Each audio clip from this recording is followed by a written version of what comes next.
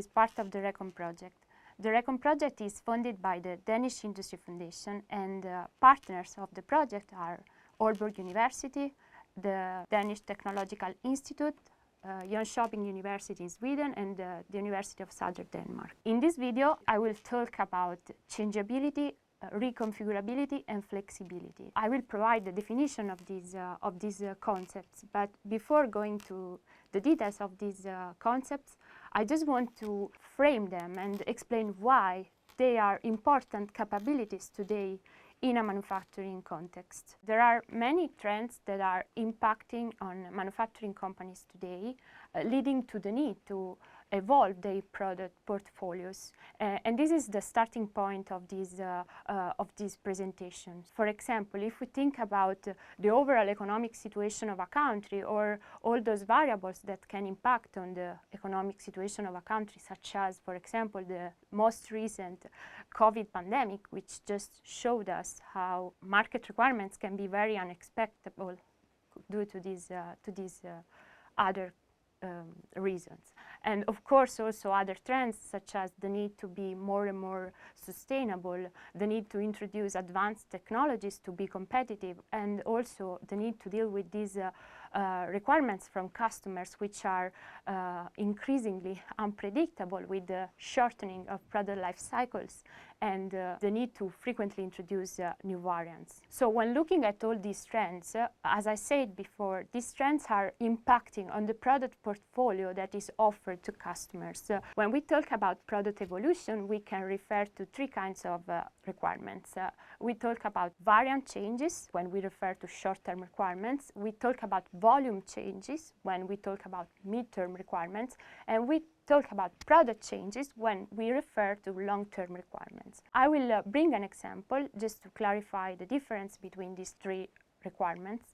So if we consider the production of a bike, different variants will have, for example, different colors, slightly different shapes, but what is important from a process perspective is that the process requirements that are required to manufacture that bike are not so different. So that's why we talk about variant changes. When we talk about volume changes, we are just referring to the fact that at some point during the production, you might need to reduce the volumes of some specific variants and increase the volumes for some other variants. Finally, the most challenging kind of requirements are the long-term requirements when the product is evolving. So we have to introduce a new generation of products which, for example, going back to the example of the bikes, might have, for example, an electric motor. Pushed by the needs that come from market requirements, the manufacturer company will need to introduce an electric bike or a kick scooter just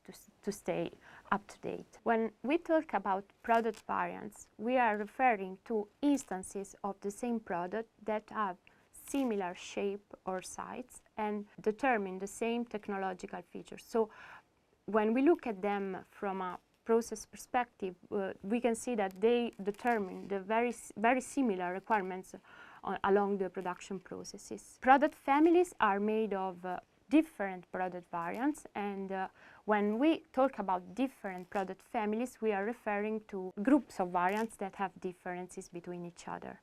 And finally, we can talk about product generations when we refer to the temporal evolution of the product families over time. So going back to the example of the bike, when we talk about the introduction of an electric bike, that can be seen as a new generation compared to traditional bikes. The evolution of products and of product portfolios from a manufacturing perspective leads to the need to adapt the manufacturing system to these changes. If we look at the performances that we want to achieve when adapting our manufacturing systems, we should for sure consider the cost effectiveness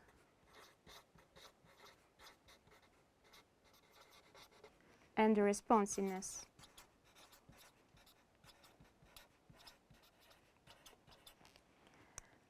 Because these are important variables that need to be taken into account. Of course, the more we are cost effective and responsive, the better. And this is where the reuse of manufacturing equipment come into play. So compared to investing in completely new equipment, it is very valuable to have to some extent, some reuse of available equipment. So in order to benefit from the reuse of manufacturing equipment, we need to introduce the concept of changeability. So changeability is an important capability in order to be cost-effective and responsive when adapting the manufacturing system. In order to better describe changeability in a manufacturing system, we need to introduce two additional concepts: flexibility and reconfigurability. And as you can see in this slide, both flexibility and reconfigurability allows to address those requirements that I just introduced in the beginning of my presentation. So variant changes, volume changes, and product changes. The difference between these two concepts lies in the fact that flexibility does not require structural changes for adaptation to new requirements. For this reason, flexibility is only suitable when dealing with variant changes. So, as I said in the beginning, changes that are not impacting a lot on the production process. An example of a flexible system, or better calling equipment, is this svensk noile, because as you can see, this can be easily adjusted depending on the size of bolts. While if we talk about reconfigurability, we need to also introduce the concept of modularity, and we need to talk about structural changes. So this top noile can be the perfect example of a tool that is reconfigurable, because you can just use these modules, easily change the modules, and adapt the sides to different bolts. Due to the modular nature of these reconfigurable systems, of course, a changeover will always be required.